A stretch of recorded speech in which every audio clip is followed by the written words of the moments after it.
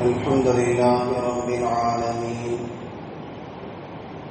نحمده ونستعينه ونستغفره ونؤمن به ونتوكل عليه ونعوذ بالله من شرور أنفسنا ومن سيئات أعمالنا من يهده الله فلا مضل له ومن يضلل فلا هادي له ونشهد أن لا إله إلا الله وحده لا شريك له ونشهد أن سيدنا نبينا مولانا محمدا عبده ورسوله أرسله بالحق بشيرا ونذيرا وداعيا إلى الله بإذنه وسراجا منيرا أما بعد فقد قال الله تعالى في القرآن العظيم والفرقان المجيد أعوذ بالله من الشيطان الرجيم بسم الله الرحمن الرحيم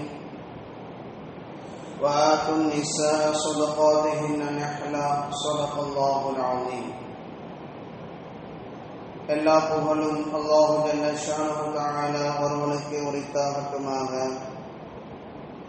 நம்முடைய தூதர் முஹம்மது ரசூலுல்லாஹ் ஸல்லல்லாஹு அலைஹி வஸல்லம் அவர்களின் மீதும் அவர்களின் வழிவந்த சஹாபாக்கள், தாபிஈன்கள், தபஅ தாபிஈன்கள், ஷுஹதாக்கள், சாலிஹீன்கள் நம் அனைவரின் மீதும் அல்லாஹ்வின் அன்பும் அருளும் கருணையும் என்றும் நிறைவாக உண்டாகட்டுமாக. ஆமீன். அல்லாஹு ஜல்ல ஷானஹு தஆலா மனித படைப்பின் ஆரம்பமாக இருக்கக்கூடிய ஹஜ்ரத் ஆதம் அலைஹிஸ்ஸலாம் அவர்களை படைத்து சில நாட்கள் சொர்க்கத்திலே அவர்களை வாழ வைத்தான். அதன் பிறகு அவர்களுக்கு துணையாக அவர்களின் விழா எலும்பிலிருந்து ஹவ்வா என்கிற ஒரு பெண்ணை அல்லாஹ் படைத்தான்.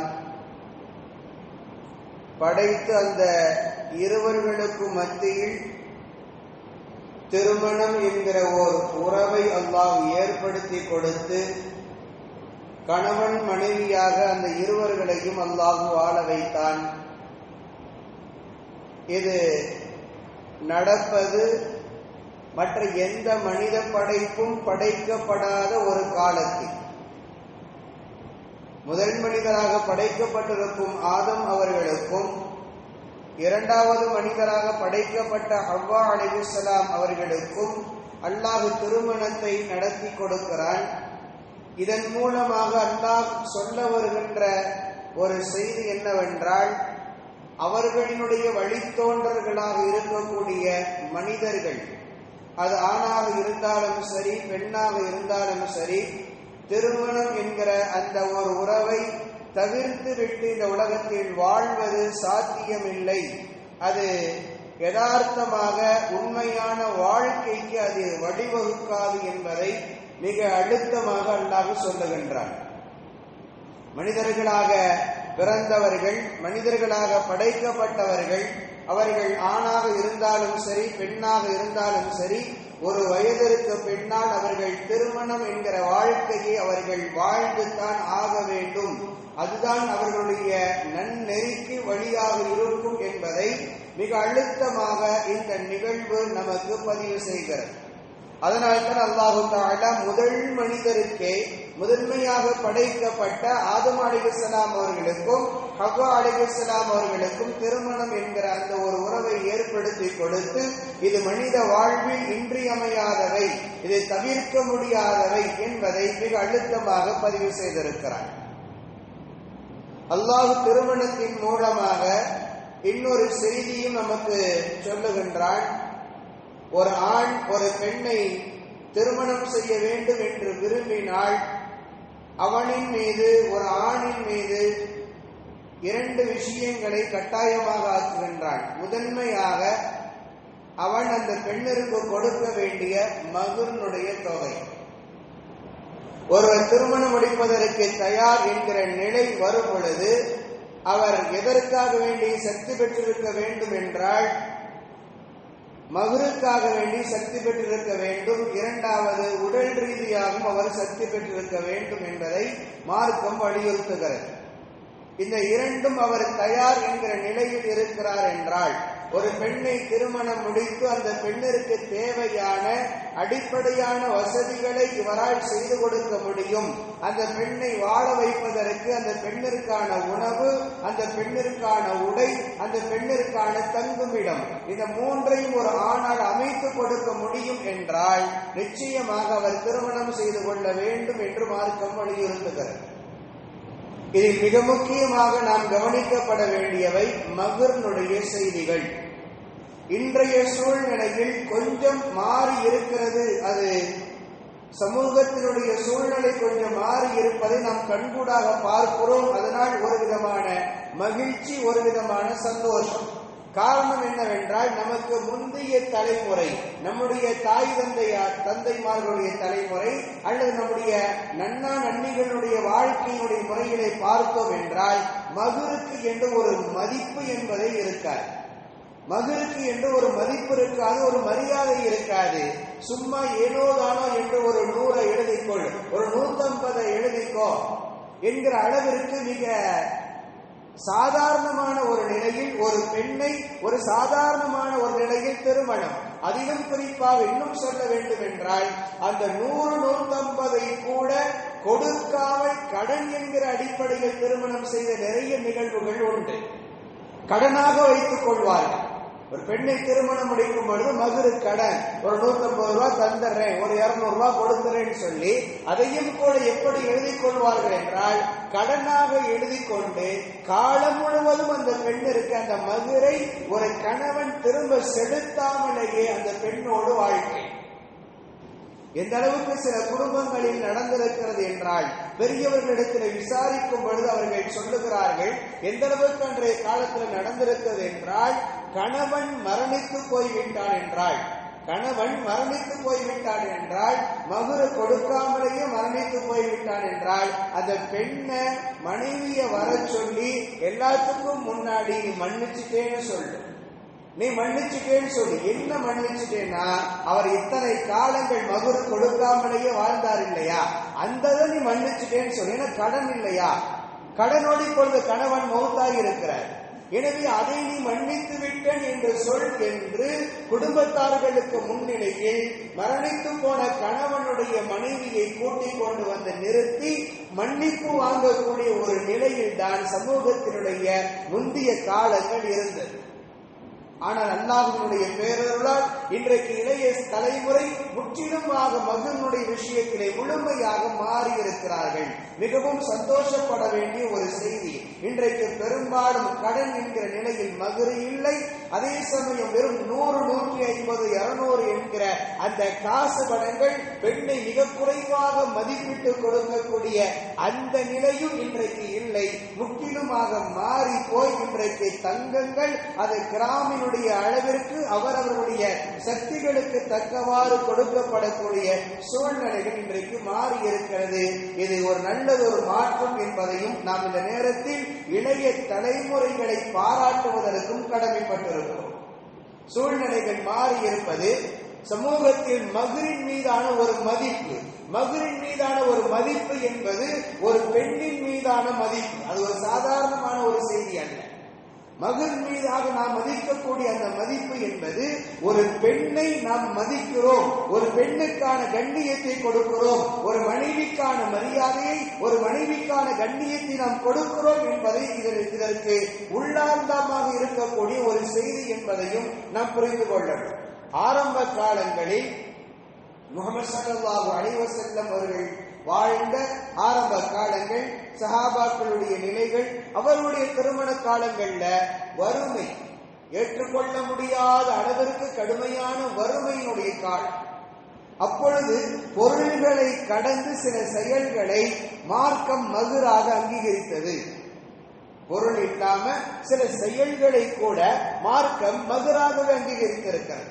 முஹம்மது ஸல்லல்லாஹு அலைஹி வஸல்லம் அவர்கள் அன்னை சஃபிய்யா ரலியல்லாஹு அன்ஹா அவர்களை திருமணம் செய்த பொழுது அவர்களுக்கு எதை மகராக கொடுத்தார்கள் என்றால், அவர்கள் ஒரு அடிமையாக இருந்தார்கள். ஒரு போர்ல கைதியாக பிடிக்கப்பட்ட ஒரு பெண். கைதியாக பிடிக்கப்பட்டவர்களை அடிமையாக விற்பனை செய்து விடுவார்கள். எனவே அந்த நிலையில் சஃபியா ரலியல்லாஹு அன்ஹா அவர்கள் இருந்த பொழுது ரசூல் ஸல்லல்லாஹு அலைஹி வஸல்லம் அவர்கள் அவர்களுடைய அந்த அடிமைத்தனத்தை உடைத்து எறிவதையே மகராக ரசூல் ஸல்லல்லாஹு அலைஹி வஸல்லம் அவர்கள் வைத்து சஃபியா ரலியல்லாஹுவை திருமணம் செய்தார்கள். தனிப்பட்ட முறையில பொருள் எதுவும் கொடுக்காமல் அவர்களுடைய அந்த அடிமைத்தனத்திலிருந்து அவர்களை வெளியில கொண்டு வரக்கூடிய அந்த செயலையே மகராக வைத்து ரசூல் ஸல்லல்லாஹு அலைஹி வஸல்லம் அவர்கள் சஃபியா ரலியல்லாஹு அன்ஹா அவர்களை நிக்காஹ் செய்து கொண்டார்கள் வரலாறு சொல்லுகிறது. அதே போன்று தான் சில சஹாபாக்கள், வறுமையில இருக்கக்கூடிய சஹாபாக்கள் முஹம்மது ஸல்லல்லாஹு அலைஹி வஸல்லம் அவர்களிடத்திலே வந்து கேட்பாங்க, யா ரசூலல்லாஹ், நாங்கள் திருமணம் முடித்துக் கொள்ள வேண்டும். ரசூல் ஸல்லல்லாஹு அலைஹி வஸல்லம் அவர்கள் கேட்டாங்க, திருமணம் முடிக்க வேண்டும் என்றால் உங்கள்கிட்ட ஏதாவது பொருள் இருக்கிறதா, ஏதாவது பொருள் வைத்திருக்கிறீர்களா என்று கேட்டாங்க. கேட்ட பொழுது அவர்கள் சொன்னாங்க, எங்கள்கிட்ட எதுவுமே இல்லை. எங்கள்கிட்ட எதுவுமே இல்லை என்று சொன்ன பொழுது ரசூல் ஸல்லல்லாஹு அலைஹி வஸல்லம் அவர்கள் சொன்னாங்க, அலைஸ மஅக, உன்னோடு குர்ஆனுடைய ஏதாவது சூறாக்கள் மனனமாக இருக்கிறதான்னு கேட்டாங்க. குர்ஆன்ல ஏதாவது ஒரு சூறாவை மனப்பாடம் செஞ்சிருக்கிறியான்னு கேட்டாங்க. அப்ப அந்த சஹாபி சொன்னார்கள், குல் ஹுவல்லாஹு அஹத் சூரா எனக்கு தெரியும் என்று சொன்ன பொழுது ரசூல் ஸல்லல்லாஹு அலைஹி வஸல்லம் அவரை மகிழ்விக்கும் விதமாக பாராட்டிவிட்டு, வேற ஏதாவது உனக்கு தெரியுமா, அலைஸ மஅக, வேற ஏதாவது சூரா? அப்போது அவர் சொன்னார், யா ரசூலல்லாஹ், எனக்கு குல் யா அய்யுல் காஃபிரூன் தெரியும் என்று சொன்னார். வேற என்ன தெரியும் என்று கேட்டார்கள். இதாவது சுல்சிலத்தில் அறுபது சில்சாலா என்கிற சூரா தெரியும் என்றார். ரசூல் ஸல்லல்லாஹு அலைஹி வஸல்லம் அவர்கள் சொன்னாங்க, இந்த சூறாவை அந்த பெண்ணுக்கு கற்றுக் கொடுத்து அதையே நீ மகராக வைத்து திருமணம் செய்து கொள். ரசூல் ஸல்லல்லாஹு அலைஹி வஸல்லம் அங்கீகரிக்கிறார். ஆரம்ப நிலை கடுமையான வறுமையினுடைய சூழல், வேற ஒன்றுமே இல்லாத அளவுக்கான வறுமையில் இருந்த சஹாபாக்களுக்கு நபி ஸல்லல்லாஹு அலைஹி வஸல்லம் அவர்கள் இதற்கான அனுமதியை கொடுத்தார்கள். இங்கே நாம் ரெண்டு விஷயத்தை கவனிக்கணும். ஒன்று, திருமணம் இல்லாமல் வாழக்கூடாது என்பதற்காக வேண்டி திருமணத்திற்கான முக்கியத்துவத்தையும் ரசூலுல்லாஹ் தர்றாங்க.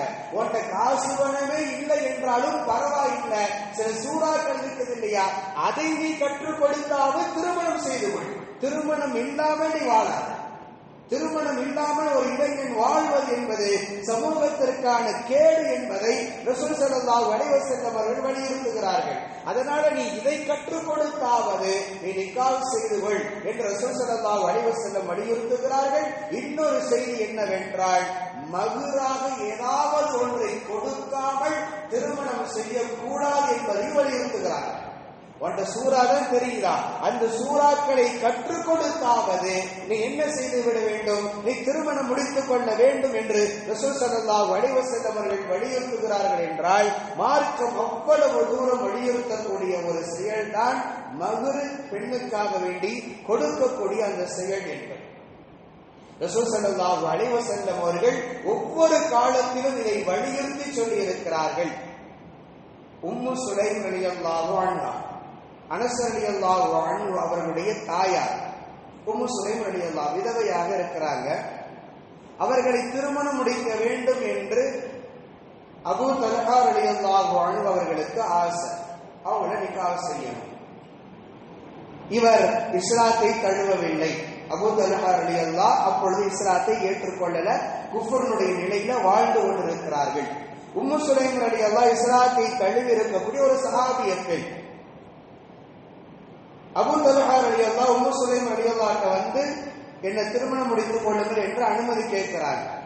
அப்போ உம்மு சுலைம் ரலியல்லாஹு சொல்றாங்க, நான் இஸ்லாத்துல இருக்கிறேன், நீ குஃப்ர்ல இருக்க, நீங்கள் இஸ்லாத்தை ஏற்றுக்கொள்ளாத நிலையில் இருக்கிறீர்கள், எனவே உங்களை நான் திருமணம் செய்து கொள்ள முடியாது என்று மறுத்து விடுகிறார்கள். பிறகு என்ன செய்யணும்?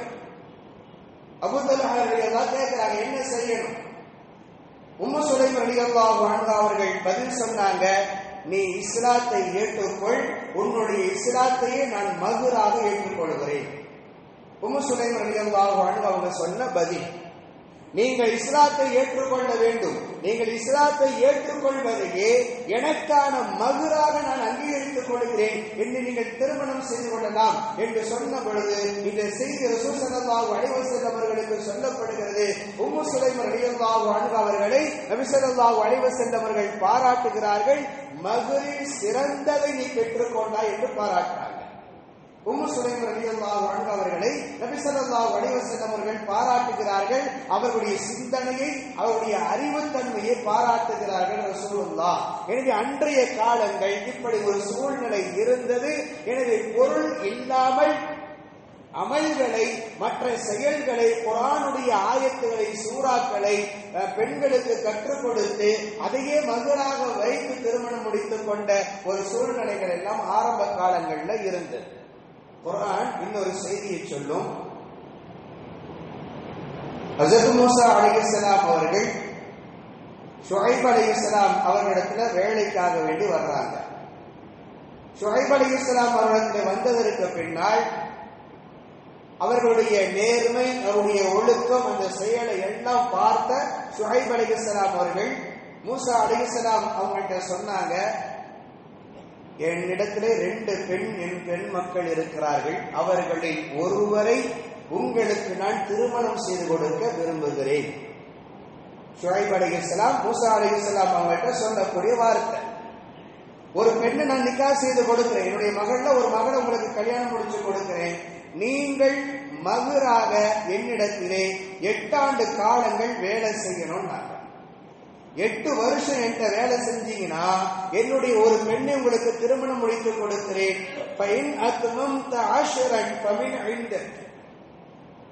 அடுத்து சொல்றாங்க ஷுஐப் அலைஹிஸ்ஸலாம், 8ஐ கடந்து நீங்கள் 10ஐ பூர்த்தி செய்து கொடுத்தீர்கள் என்றால் அது உங்களுடைய விருப்பம். வமா உரீது அன் அஷக்க அலைக, உங்களை நான் சிரமப்படுத்த விரும்பல.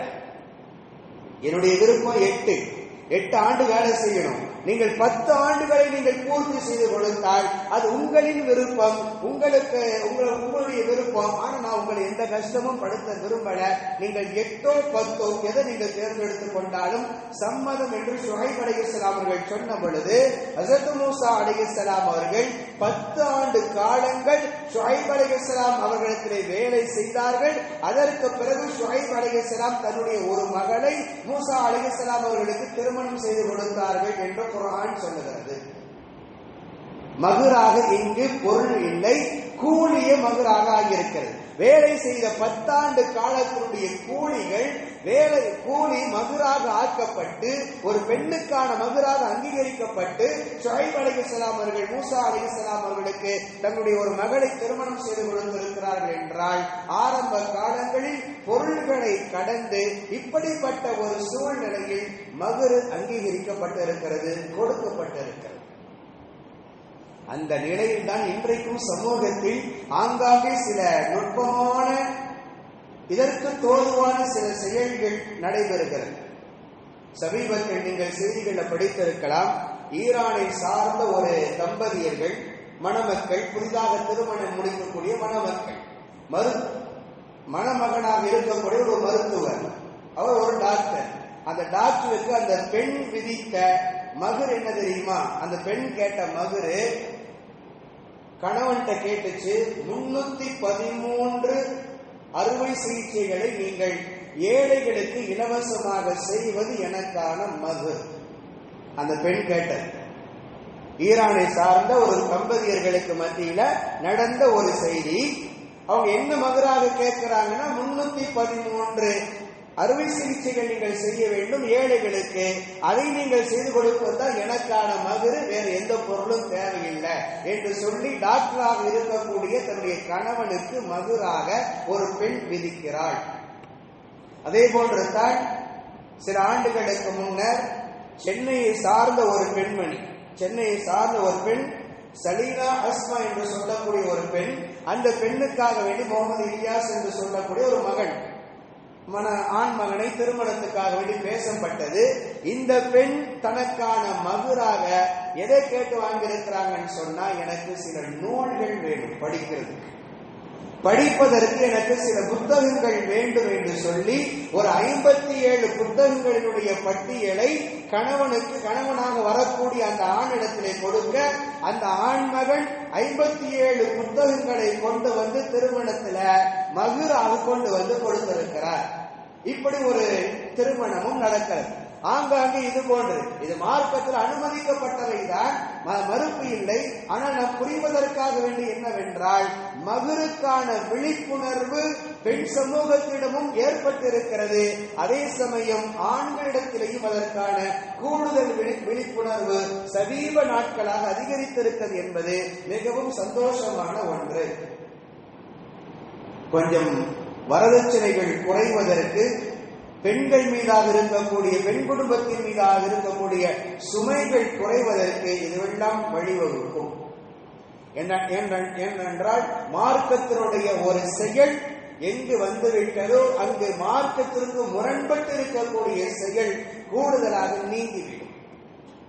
வரதட்சணையினுடைய பிரச்சனையினால் தான் இன்றைக்கு குடும்பங்கள், ஏழை குடும்பங்கள்ல திருமணம் என்பது எட்டாக்கணியாக காலம் முழுக்க அது தவித்துக் கொண்டிருக்கக்கூடிய ஒரு சூழ்நிலைகளை பார்த்து கொண்டு வந்தோம். ஆனால் இன்றைக்கு இளைஞர்களிடத்திலே மகுரு குறித்த ஒரு விழிப்புணர்வு எப்பொழுது ஏற்பட்டு விட்டதோ அப்பொழுது தானாகவே அங்கே வரதட்சணை என்கிற ஒரு செயல் அடிபட்டு போகும். மார்க்கம் அங்கீகரிக்காத, மார்க்கம் விரும்பாத, மார்க்கம் தடுத்திருக்கக்கூடிய செயல் அங்கு நீங்கும். எங்கு மார்க்கம் அங்கீகரித்த ஒரு செயல் வருகிறதோ அங்கு மார்க்கம் அங்கீகரிக்காத ஒரு செயல் நிச்சயமாக நீங்கும். எனவே இதன் மீது இளைஞர்களுக்கு இன்றைக்கு ஏற்பட்டிருக்கக்கூடிய அந்த விழிப்புணர்வை நாம் மிகுந்த சந்தோஷத்தோடு யோசித்து பார்ப்பதற்கு கடமைப்பட்டிருக்கிறோம்.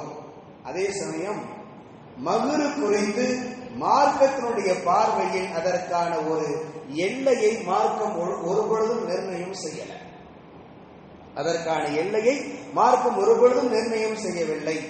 முஹம்மது ஸல்லல்லாஹு அலைஹி வஸல்லம் அவர்கள் எவ்வளவு மகுரு கொடுத்தார் தங்களுடைய மனைவிமார்களுக்கு?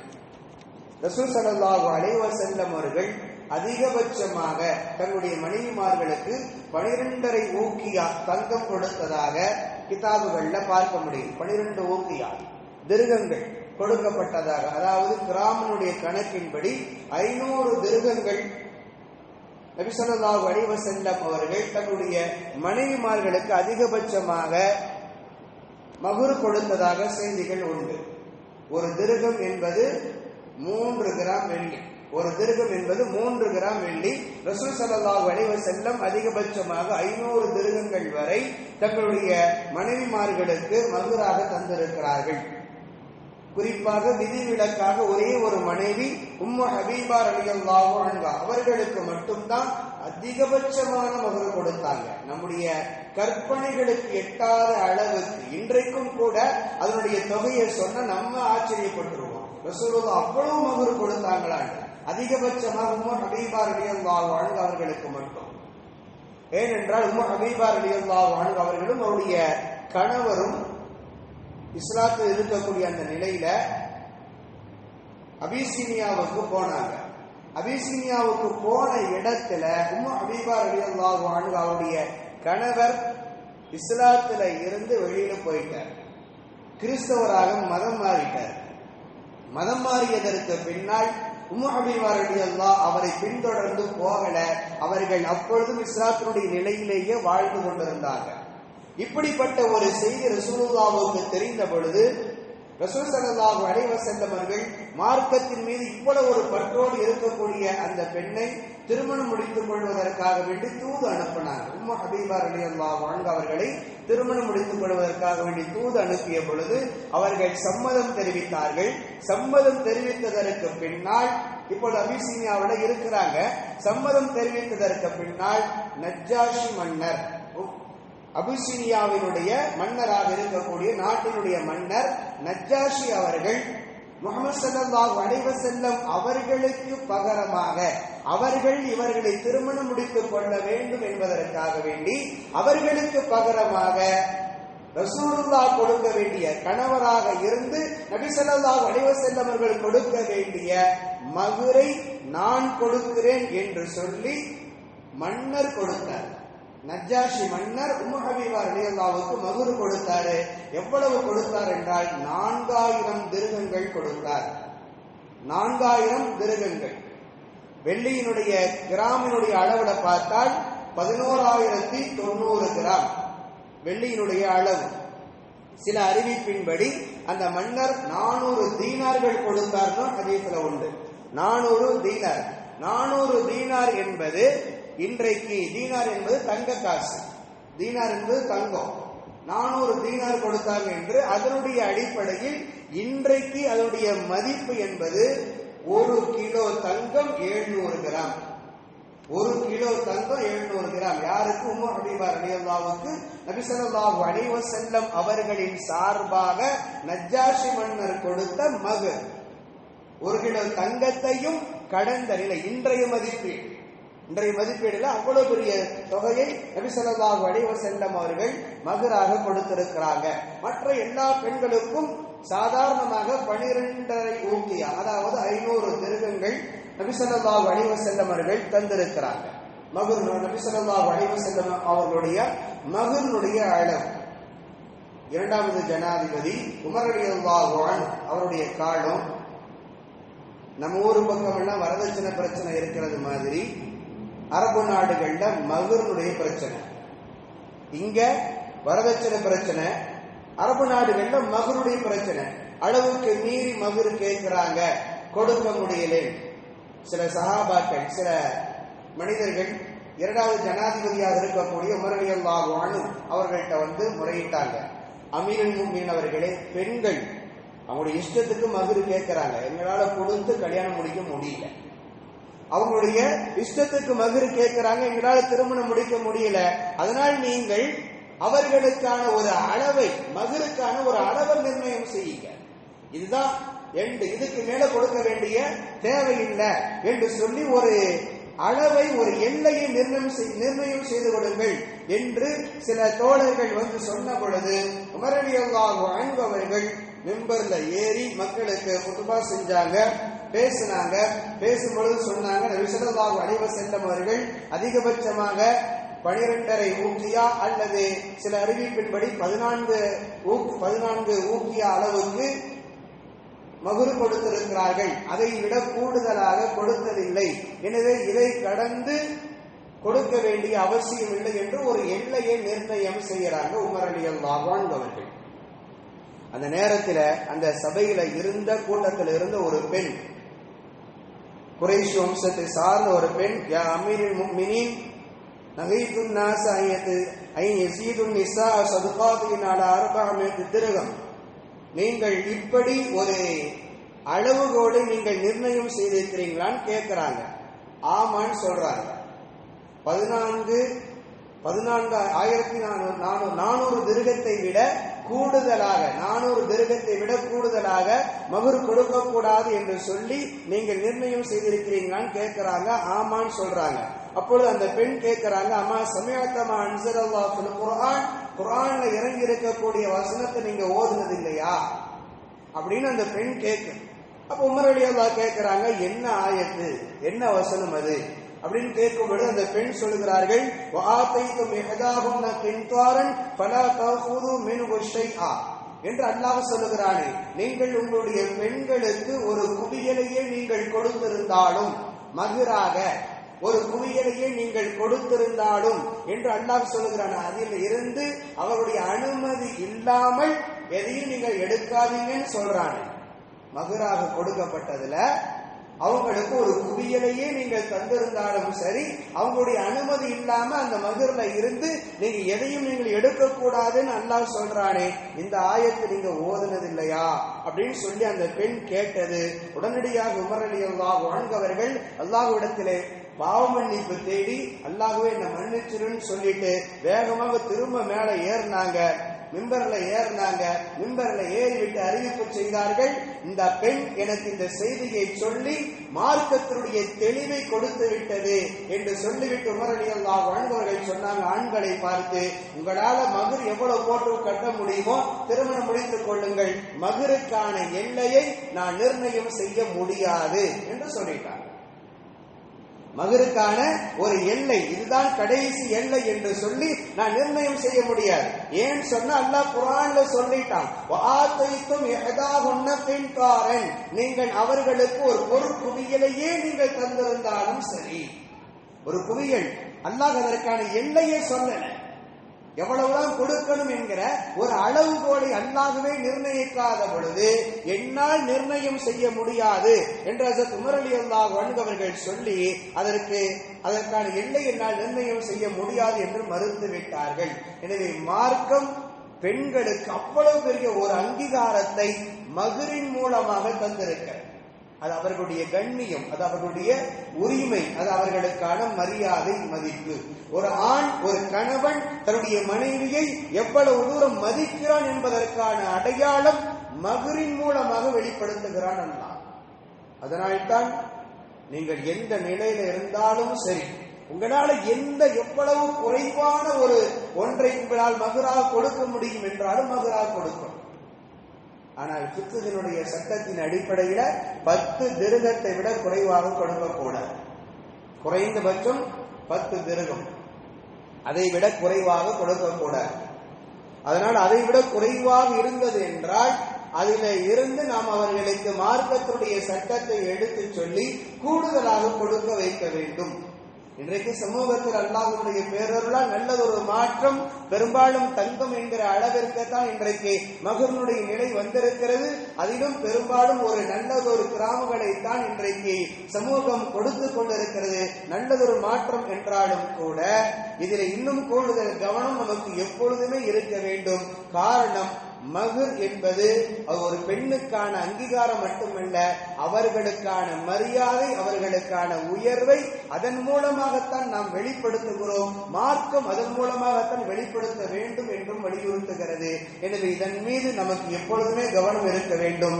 இஸ்லாமிய மார்க்கத்தை பொறுத்தவரை திருமணம் என்பது மிக அவசியமான ஒன்று. அந்த திருமணத்தில் மகர் என்பது கட்டாயமானவை. மகர் இல்லாமல் திருமணம் என்பது சாத்தியமில்லை.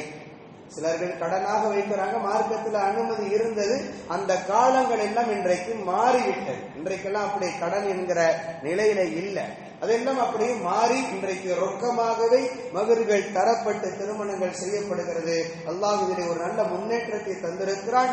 மேலும் மேலும் சமூகத்திலே இதன் மகனுடைய விஷயத்தில் கூடுதலான முன்னேற்றத்தை தந்து வரதட்சணை என்கிற கொடுமையிலிருந்து சமூகத்தையும் குறிப்பாக பெண் பிள்ளைகளை வைத்திருக்கக்கூடிய குடும்பத்தார்களையும் அல்லாஹ் பாதுகாப்பானாக.